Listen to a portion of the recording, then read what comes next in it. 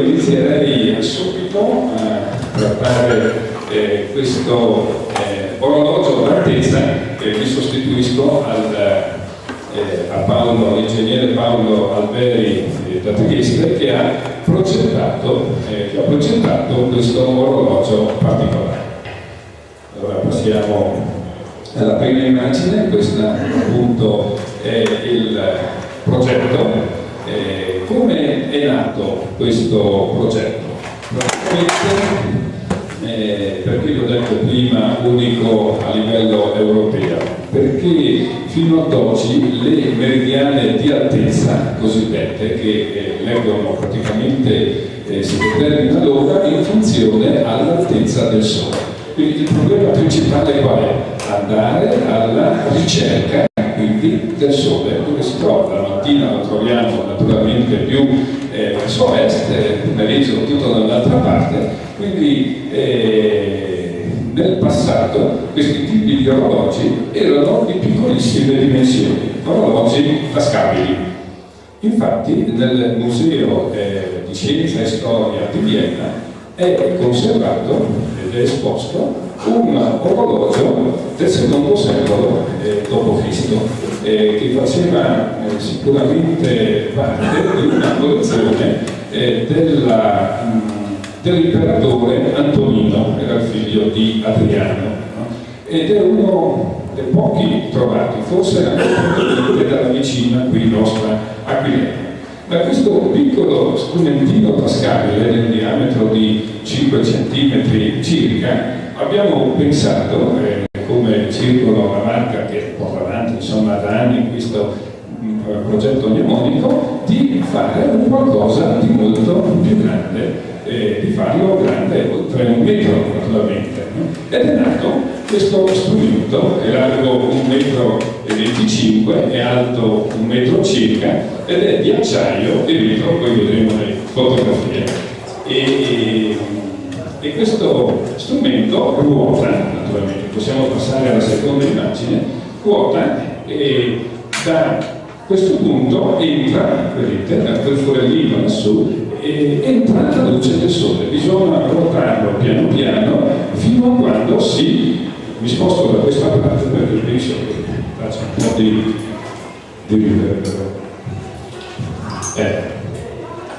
E ruotando lo strumento fino a quando la luce del Sole filtra da questo forellino. Si può utilizzare sui 2 lati, no? Perché vedete quassù ci sono 2 forellini, poi c'è un cursore che si muove qua sulla lamiera e qui alla base c'è un calendario che poi ve ne parlerò. Quindi 2 persone contemporaneamente lo possono utilizzare, uno da un lato e uno dall'altro lato. Si è pensato, essendo derivato questo strumento dall'antichità, di non usare le nostre ore cosiddette moderne o d'oltralpe, dove la giornata inizia per noi alla mezzanotte e termina alla mezzanotte successiva. Nel passato invece non era così.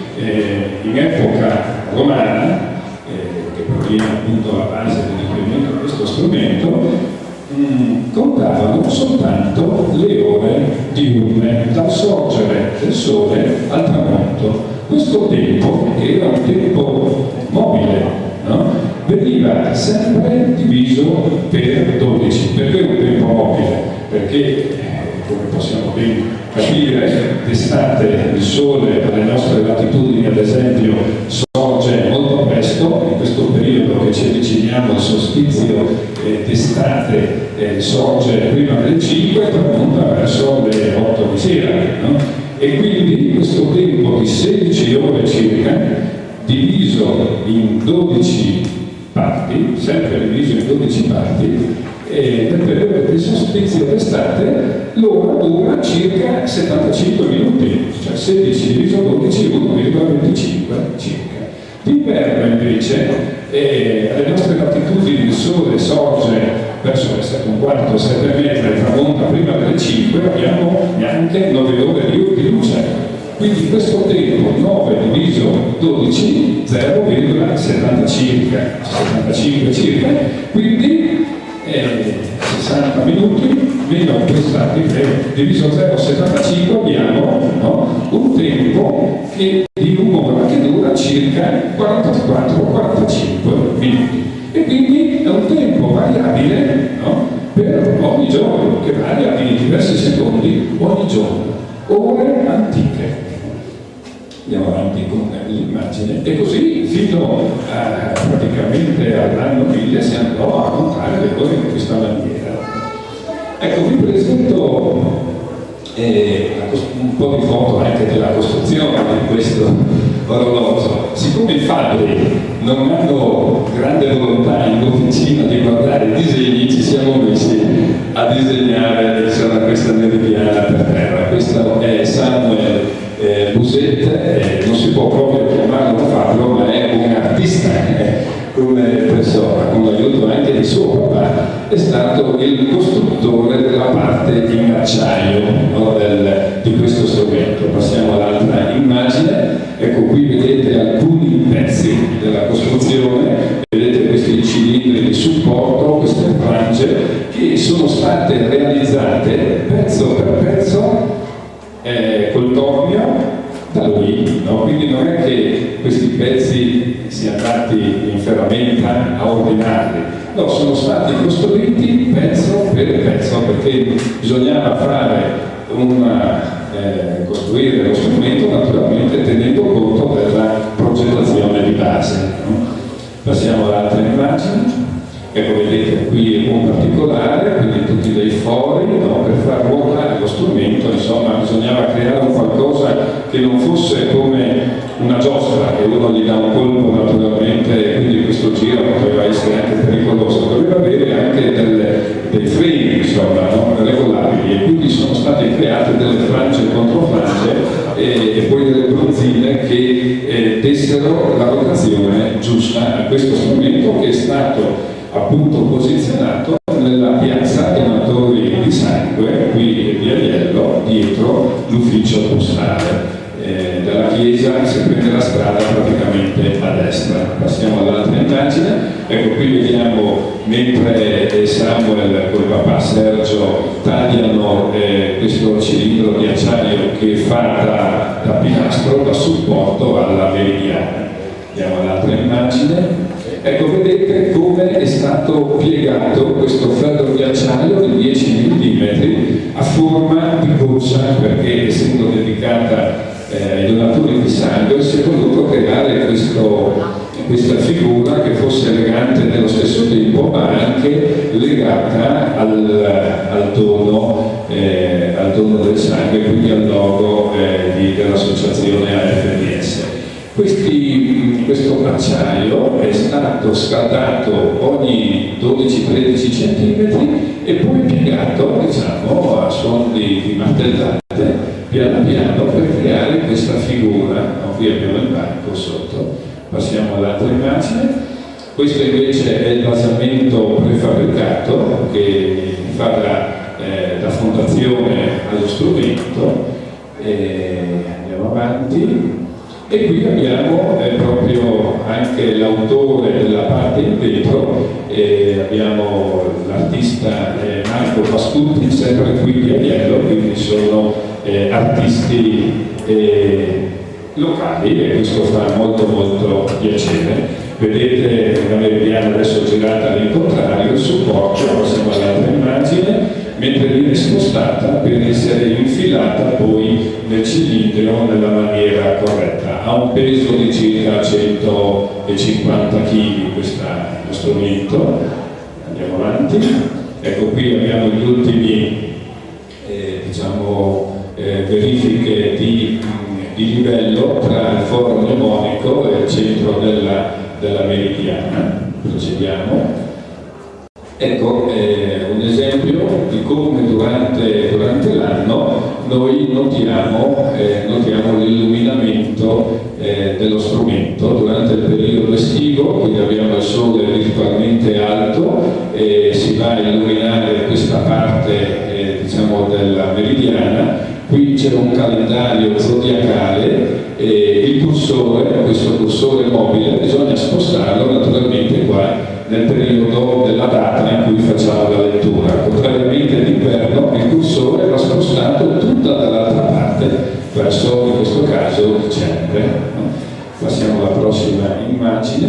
Bene, vedete questo calendario zodiacale, ci sono le varie date, si parte in questo 21 del 3, quando il Sole entra appunto nella Liete, poi qui abbiamo il 21 del 4, entra nel Toro, vedete i segni, si va avanti nella giornata.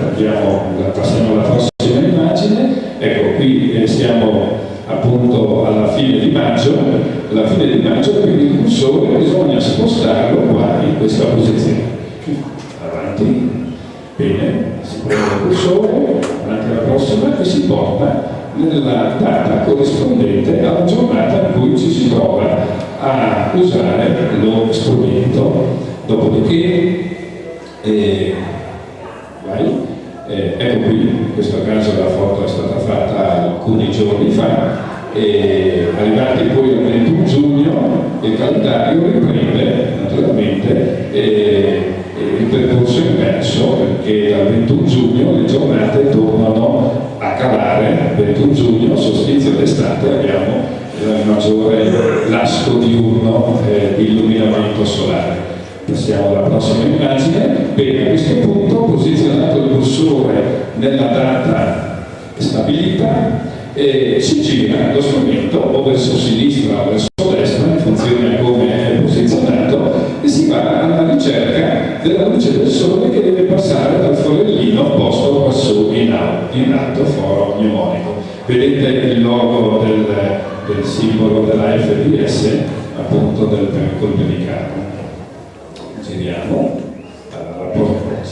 Passiamo alla prossima immagine.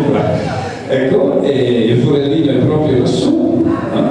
E quindi penso che siano immagini abbastanza chiare che tutti possano capire, insomma, no? Perché alcune persone del paese mi hanno detto ma bisognerebbe imparare come funziona lo strumento. È pur vero che ci sono le istruzioni sotto, ma qui possiamo comprendere molto molto meglio. Quindi si gira piano piano lo strumento fino a quando la luce solare passa da quel forellino. La prossima immagine, ecco, e quando passa l'immagine dal foro, questa luce va a colpire il cursore. Passiamo alla prossima immagine, ecco, si crea un punto luminoso sul cursore. Ecco, questo ci indica, fa praticamente da lancetta dell'orologio, ci indica l'ora in cui noi ci troviamo a usare lo strumento. Prossima immagine, individuato appunto in questo punto l'ora, passiamo su questo lato e vediamo qua che sono segnate le ore antiche. Quelle della mattina naturalmente partono la prima ora dal sorgere del sole, arrivando fino all'ora sesta che è mezzogiorno, ora sesta mezzogiorno. Questa foto appunto è stata scattata all'ora terza, quasi ora terza dal sorgere del sole di 10 giorni fa, insomma, no? Oppure se fossimo nel pomeriggio, perché bisogna ricordarsi solo di questo fatto con le ore antiche, e l'ora nona è nel pomeriggio, quindi mattina ora terza, se siamo nel pomeriggio è l'ora nona dal sorgere del sole. Avanti. Ecco, questo è Paolo Belli, presente 15 giorni fa qui a Bagliello all'inaugurazione della Meridiana. Avevamo tutti i bambini anche delle scuole elementari che avevano preparato a scuola una frase dedicata al tono del sangue, poi questa loro frase o disegno è stato appeso su uno spago con il palloncino che poi ha volato, ha fatto un volo senza ritorno, è ritornato proprio il primo messaggio di risposta verso Duino è stato individuato un palloncino. Vediamo se arriveranno anche degli altri. Quindi di Trieste che ha fatto il progetto naturalmente del quadrante. Passiamo alla prossima immagine, siamo alla fine di queste immagini. Ecco il lancio dei palloncini, il momento proprio finale per quanto riguarda l'inaugurazione della Meridiana, e nel contesto poi c'era anche la consegna del delle targhe di riconoscimento per tutti i donatori. E concludiamo con la prossima, ecco, vedete qua è la piazza di Aiello, la posta, e qui lo strumento è stato posizionato proprio qui, quindi qui bene in vista. Bene, passiamo. Allora io avrei concluso, no, questo primo intervento per Paolo Alberi, e lascerei la parola al professor Franco Bessin sul simulatore di Meridiano.